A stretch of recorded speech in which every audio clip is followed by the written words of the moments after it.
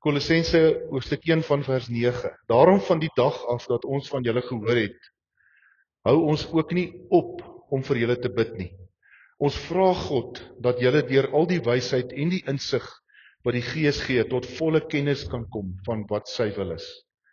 Ons bid dat julle tot eer van die Here sal lewe, deur net te doen wat hy verlang. Mag julle vrugte dra deur goeie werke en toeneem in die kennis van God. Mag God wat oor die mag en die heerlikheid beskik, julle versterk en aan julle al die krag gee om in alle omstandighede met geduld te volhard. Julle moet die Vader met blydskap dank wat julle geskik gemaak het om deel te hê aan die erfenis wat vir die gelowiges wag in die ryk van die lig. Hy het ons uit die mag van die duisternis weggeruk en ons onder die heerskappy gestel van sy seun wat hy liefhet. Deur die seun het ons die verlossing verkry, die vergewing van sondes. En dan is hier 'n doxologie of 'n Christologie, 'n loflied oor wie die seun is. Die seun is die beeld van God wat self nie gesien kan word nie. Die seun is die eerste verhewe bo die hele skepping. God het deur hom alles geskep wat in die hemel en op die aarde is. Alles wat gesien kan word en alles wat nie gesien kan word nie.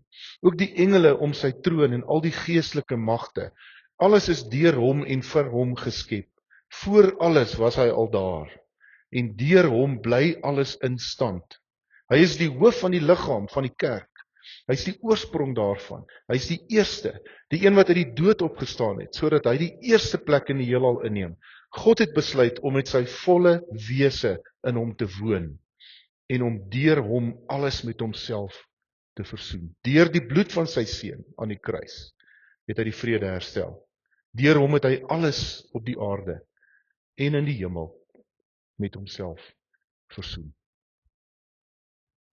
En Lukas hoofstuk 23, hier is so van vers 2:33 af, vers 33. Toe hulle by die plek kom wat Kobbeen genoem word, het hulle hom daar saam met die misdadigers gekruisig. Die een aan sy regter en die ander een aan sy linkerkant. En toe sê Jesus, Vader, vergeef hulle, want hulle weet nie wat hulle doen nie. Hulle sy klere verdeel deur te loot. Die volk het daar gestaan en kyk. Hulle raadslede het hom ook uitgelag en gesê, ander het hy gered, laat hy homself red as hy die Christus is, wat deur God uitverkies is. Ook die soldate het vorentoe gekom en hom bespot. Hulle het vir hom suur wyn aangebied en gesê, as jy die koning van die Jode is, red jouself. Daar was ook 'n opskrif, bokant hom. Dit is die koning van die Jode. Een van die misdadigers wat daar gehang het hom gelaster. Deur te sê, is jy dan nie die Christus nie? Red jouself en ons ook. Maar die ander een het hom tereggewys en gesê, is jy nie bang vir God nie? Jy ondergaan tog dieselfde straf as hierdie man. In ons geval is dit regverdig, want ons ontvang die verdiende straf vir ons dade. Maar hierdie man het niks verkeerd gedoen nie. Verder sê hy, Jesus, dink aan my, wanneer u in die koninkryk kom. En Jesus antwoord hom, ek verseker jou, vandag sal jy saam met my in die paradys wees. Ek wil jou nooi om Here Jesus vanoggend te besing as koning. Die teks wat ons gelees het, vandag is Christus die koning dag. Dis die laaste dag van die kerklike jaar. Volgende Sondag is die eerste advent, dan begin die kerklike jaar. Ons as Christelike familie se nuwejaarsdag met die eerste advent in ons Kersfeesdiens.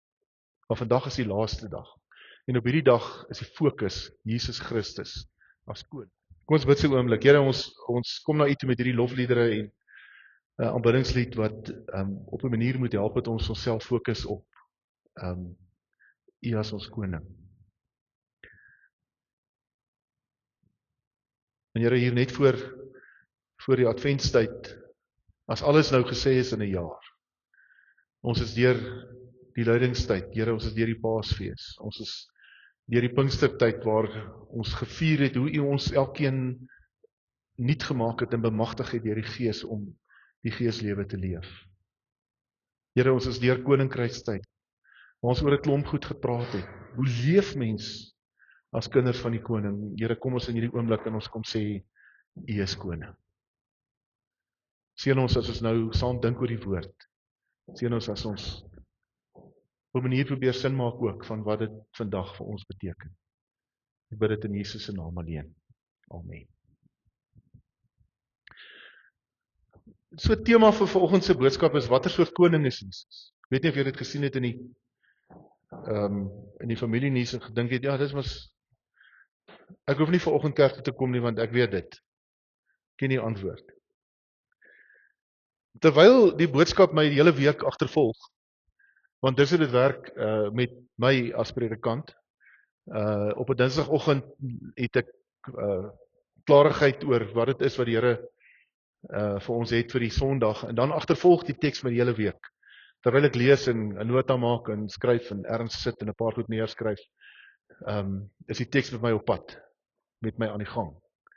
En terwyl ek weet, dis vandag, Jesus is die koning Sondag, en terwyl ek sien die tekste in die leesrooster is tekste wat gaan oor koningskap, hoe meer worstel ek met die idee van 'n koning. Want vir ons is die idee van 'n koning 'n vreemde ding. Meer as dit, die ervaring wat ons het van konings is negatief. Ek het 'n mooi prentjie gekry, dankie Peer, van al die konings op hierdie stadium op aarde. Daar is hulle almal. Spanje en Marokko, Japan, het 'n keiser, Jordanië, Brunei, België het 'n koning, Andorra, het lyk my 2 konings, weet nie hoe hulle met mekaar regkom, Oman, Luxemburg, en dan koning Charles hier links onder, of by jou nou regs onder in die hoek, koning Charles van Brittanje.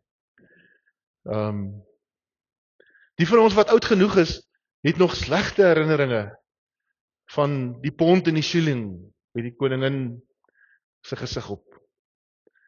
En hier waar ons woon in die Oos-Vrystaat, lê die merke, die koelmerke lê op die klippe, en die gedenkteken staan op die bilte van die rol wat die koningin in ons lewe gespeel het, op 'n manier.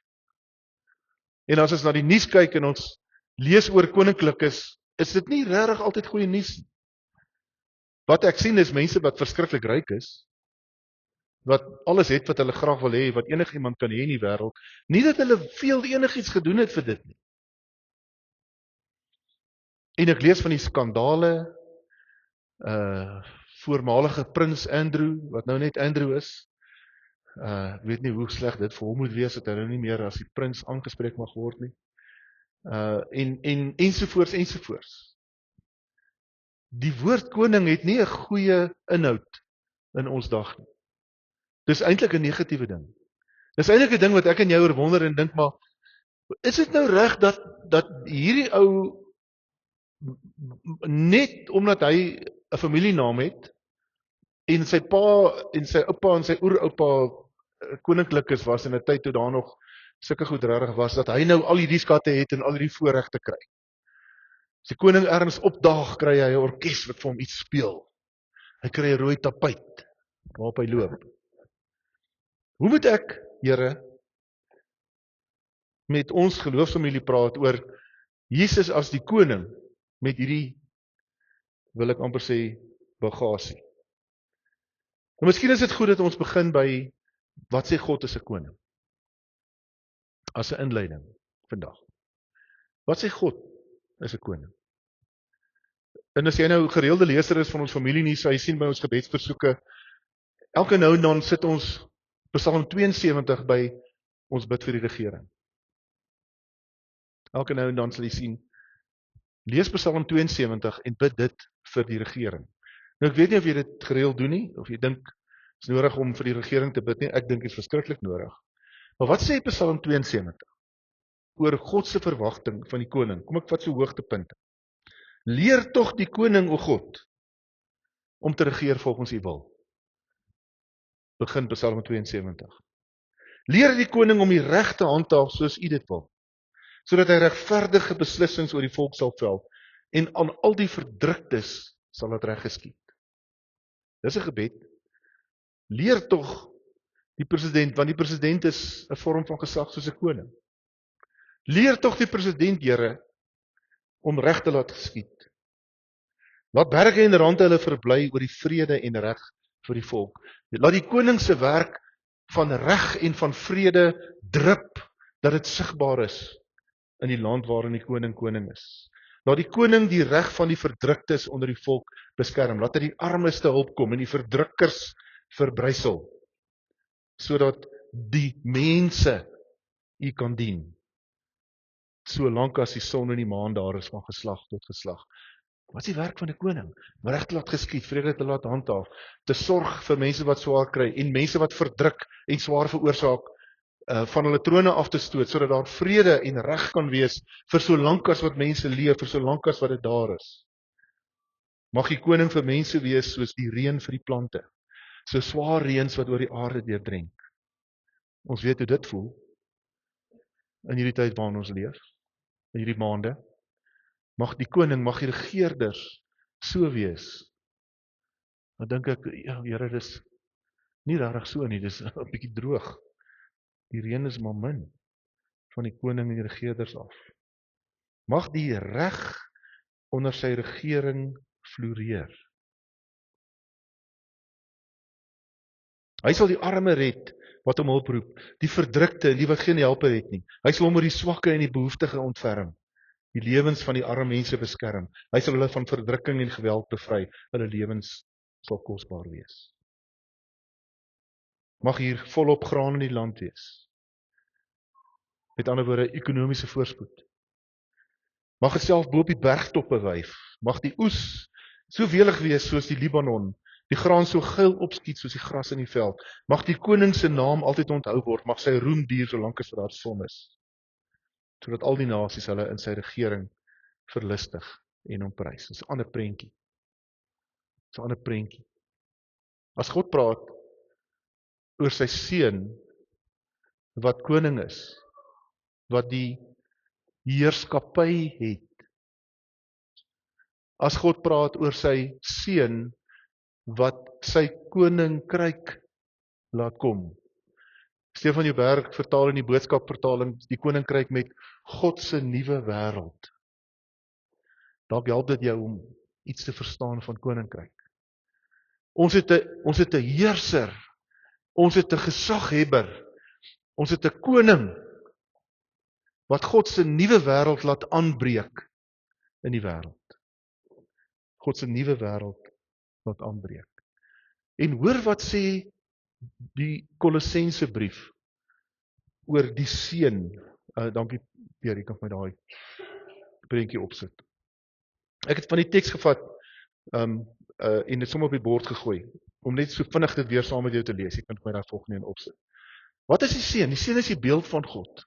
Die seun is die afbeelding van God. As jy die seun sien, sien jy God. Die Nuwe Testament sê dit op 'n klomp plekke. Hy kan self nie gesien word nie. Hy's eerste verhewe bo die hele skepping.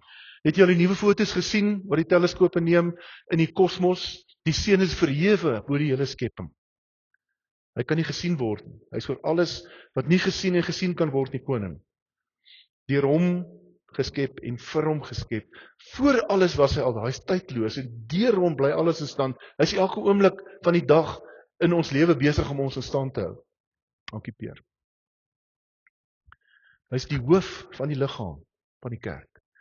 Hy is die heerser, hy is die koning. Hy is die gesaghebber van die kerk, ons, sy liggaam. Hy is die oorsprong van 'n geloofsfamilie. Hy is die begin daarvan. Hy is die eerste wat uit die dood opgestaan het, sodat hy die eerste plek in die heelal kan inneem. God het besluit om met sy volle wese in hom te woon. Die afgelope week saam met iemand wat ek saam met 'n boek lees ons oor hierdie beginsel dat ek kan nie vir Jesus hê en nie die Vader en die Gees nie. Ek kan nie die Gees hê en nie vir die Vader en vir Jesus nie. Dis as die Here Jesus, as ek sê Here Jesus, hier is my lewe, ek gee dit weg vir U, ontvang ek God in al sy volheid. Want God woon ten volle in sy seun. God woon ten volle as Vader. God woon ten volle in sy gees. Sodat, vers 20, om alles met homself te versoen, om die vrede te herstel, sodat hy alles op die aarde en in die hemel met homself kan versoen, sodat daar eenheid kan wees tussen God en mens. Dit is 'n fantastiese teks. 'n Koning, 'n heerser, soos Psalm 72, wat sorg en red, reg laat geskied, goed is, wie se nuwe wêreld, wie se koninkryk, wie se heerskappy anders lyk as die wêreld waarin ons leef. Wie se heerskappy uitroep van God se seun. Wie se nuwe wêreld mense het wat God ken en gelukkig is en vrede en reg beleef. Dis wie Jesus is. En dan in Lukas 23 hoor ons wat se soort koning is Jesus. As ons verstaan wat 'n koning is. En ons verstaan Jesus is die koning op hierdie manier. Wat se soort koning is hy? Dankie Peer. Dis 'n afbeelding van dis nie 'n foto van die oorspronklike bord op Jesus se kruis. Dis net 'n afbeelding wat hulle in 'n film gebruik het. In Hebreëus, in Grieks en in Latyn. Jesus Nazarenus Rex Judaeorum. Jesus o Nazarios o Basileus toon Judaion. Jesus Christus of Jesus die Nasarener, koning van die Jode. Die mees ironiese bord wat daar seker in die geskiedenis was. Dis amper soos die ure wat gisteraan kla oor die skeieregter. En vir iemand sê, maar ons het teen 16 mense gespeel. Skeieregter was aan die bokke se kant. Dink ek vanoggend terwyl ek hier deurgaan, dit dink ek ja, dis fyn. Ons weet hoe dit voel. Ons het 14, baie keer 13 gehad teen 16. Maar ons het toe nou maar sommer gewen net om die punt te maak. 'n Bespotting aan die kruis van die koningskap van Jesus. Terwyl die mense wat die teken lees nie weet dat die koningskap, die nuwe wêreld van God is besig om in hierdie oomblik aan te breek. Deur hierdie man, hierdie verloorder wat hier aan die kruis hang. Hierdie persoon wat sy lewe weggee. En ons kan maklik die fout maak, skryf iemand wat oor hierdie teks skryf, om te dink dat want Lukas doen moeite in sy teks, doen hy moeite om seker te maak dat ons weet Jesus was onskuldig. Selfs in hierdie teks wat ons nou gelees het, Lukas 23, sê Lukas, hierdie man uit die mond van die man langsam aan die kruis, hierdie man is onskuldig, hy het niks verkeerd gedoen nie. Lukas maak groot moeite om regdeur sy evangelie seker te maak dat ons weet Jesus was onskuldig. Maar onskuldig aan wat? Was Jesus se bediening maar net soort van 'n kategese klasie of 'n kinderkraansklasie vir mense wat soort van net bietjie beter wou voel oor hulle self en daarom net jy weet so 'n paar liedjies wou sing en jy weet daarom jy weet kon bid en jy weet hulle bietjie hulle selfbeeld kon verbeter wat eintlik nie gevaarlik was nie. Is dit wat Lukas vir ons sê? Jesus was onskuldig. Hy was nie gevaarlik nie. Dis hoekom hy, jy weet, nee, vriende. Jesus se bediening was gevaarlik. Dit was nie 'n politieke bediening nie. Jy moet baie duidelik die verskil maak. Daar's 'n ding soos Christelike nasionale godsdiens wat 'n potjiekos is van politiek en Christelike godsdiens. Dis nie waaroor Lukas gaan. Jesus was nie 'n politieke leier nie. En hier op hierdie bord het die maghebber gesê, "Ha, gemaak of hy die koning van die Jode is, kyk hoe lyk hy nou." En dan sê ek, so Steve Hofmeyer sal sê, "Kyk hoe lyk ons nou." Kyk wat het gebeur. Jesus se bediening was gevaarlik. Dit het nie die wêreld kom met mag en geweld kom omgooi en keisers van hulle trone afkom werk nie. Maar dis 'n bediening wat 'n nuwe wêreld aangekondig het en van hierdie kruis af laat begin uitsprei het van Israel af, na die tempel toe wat sy voorhangsel geskeur het. Op die ouende deur Klein-Asië, na Indië toe, na Engeland toe, waarvan die disippels gaan getuig het, na Afrika toe, na Ethiopië toe, net na die kruisiging van Christus. Ethiopië is van die oudste Christelike bedienings op aarde. Ek dink baie keer die Christendom het saam met Jan van Riebeeck in die Kaap gekom. Baie 2000 jaar vroeër. Hierdie Ethiopiese kerk al bestaan.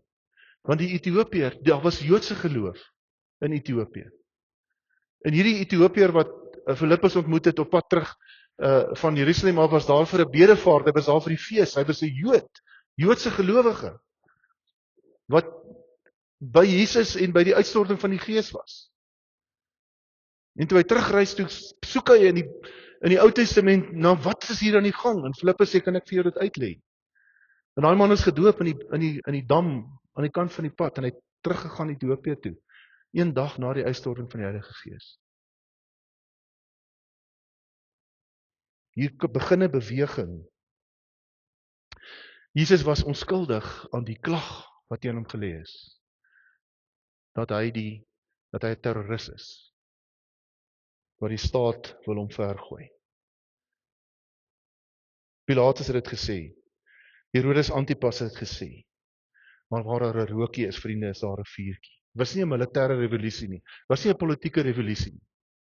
Dit was nie mense wat gesê het, hier staan ons met ons wapens en ons gaan. Dit was nie dit nie. Al het ons in die geskiedenis as Christelike kerk baie keer hierdie fout gemaak om wapens op te neem. Is dit nie wat Jesus gedoen het onder hierdie bord terwyl hy daar gehang het nie? Maar dit was gevaarlik. Want hy die vryheid van God se nuwe wêreld kom aankondig. Jesus loop in die sinagoge in en hy sê, dis wat ek kom doen het. Hy verkondig die goeie nuus aan die armes, aan die hongeres, die wat huil, aan die wat waardeloos beskou is. Verkondig hy God se nuwe wêreld. Hy maak mense bymekaar. Hy vertel van hierdie verandering van God se nuwe wêreld. Dis nie net 'n persoonlike verrykingskursus vir mense wat maar net bietjie wil beter voel oor hulle self. Nee. Dis 'n beweging wat die wêreld verander. En die ironie van hierdie bord is, Jesus is die koning. Op die manier van Kolossense 1. En dit wat God verwag van 'n heerser. Maak nie saak of jy 'n wêreldse heerser is nie. Maak nie saak of jy 'n heerser is van 'n islamitiese staat nie. Gesag, heerskappy kom van God af. God gee vir jou verantwoordelikheid as 'n ouderling, as 'n diaken, as 'n predikant, as 'n bestuurder in 'n besigheid, as 'n ma of 'n pa van kinders. Dit is gesag wat van God afkom. En ons dra verantwoordelikheid vir hierdie gesag. Hoe dra ons verantwoordelikheid? Watter soort koning is Jesus? Die dienende knegg. Dis 'n ander tipe koningskap. Nie 'n koningskap wat in die wêreld plaasvind nie. Dis 'n koningskap wat in mense se harte begin en wat oorloop in die wêreld in. Dit maak gemeenskappe van mense, families van gelowiges wat in die wêreld die nuwe wêreld sigbaar maak deur nie harte antwoord nie. Jesaja 40 sê dis die een wat die knegg van die Here is, die een wat in die straat is en nie die geknapte riet afbreek nie. Wat nie die kers wat laag brand uitdoof nie. Dit maak gemeenskappe van mense. Soos dit gedoen het in die eerste eeu, vriende. Die gelowiges, die volgelinge van Jesus, het in die eerste 3 eeue die wêreld verander. Die feit dat ons vandag hier sit, is op grond van hierdie mense. Die feit dat ons vandag hier is ons kom uit Europa uit, ons wat lig van kleur is. Omdat ons gevlug het vir 'n kerk wat gesê het, jy kan nie self met Jesus praat nie. Omdat ons gevlug het vir oorloë waarin mense wat soos ons glo doodgemaak is omdat hulle glo soos ons glo.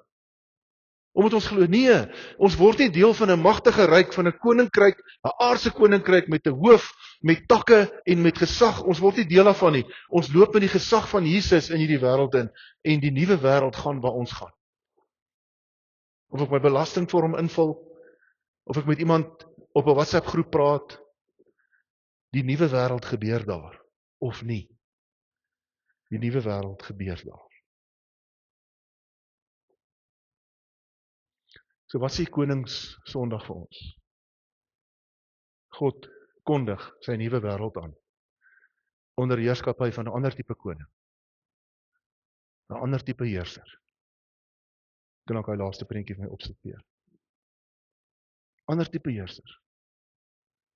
Ek het hierdie prentjie spesifiek gekies want my tema prentjie was 'n doringkroon en 'n wêreldse kroon saam. Jesus se koningskap lyk so. Dis 'n dienende, nederige, kragtige koning wat deur die Gees mense toerus om sy koninkryk te laat gebeur. Om sy nuwe wêreld sigbaar te maak. En vriende, dis 'n bedreiging. Dit daag die bestaande wêreld uit. Dit daag die manier uit hoe mense dink en praat. Dit daag die manier uit hoe 'n munisipaliteit en 'n stadsraad en 'n provinsiale raad en 'n president regeer. Dit daag dit uit. Nie oorwerk met geweld en breek nie, maar met mense wat in die gaping gaan staan. En sê ons is hier om God se nuwe wêreld aan te kondig. As volgelinge van die lydende koning, die dienaar koning. Wat sê ek gee myself. Die koning roep ons om sy revolusie te lei. Soos hy gedoen het in die tyd wat hierdie Bybel geskryf is en klaar bymekaar gesit is. God is nie 'n wegkruipplek nie. Ons het laasweek daaroor gepraat, onthou julle? God is 'n rusplek op die roete. As ek met my wonde lek, as ek seer kry in die kerk, as ek voel hier's mense wat my nie eers na my omsien nie en mense wat net my omgee nie en hulle is in hulle godsdienst, dis 'n rusplek om jou wonde te lek en sê Here, dis u liggaam, ons is almal stikkend. Ons is almal wonde. Help my om eerder te probeer verstaan as om te eis dat ek verstaan moet word. God is nie 'n wegkruipplek nie. God is 'n rugplek. Ons kan nie wegkruip in ons eie gemaklike idees oor God nie, vriende.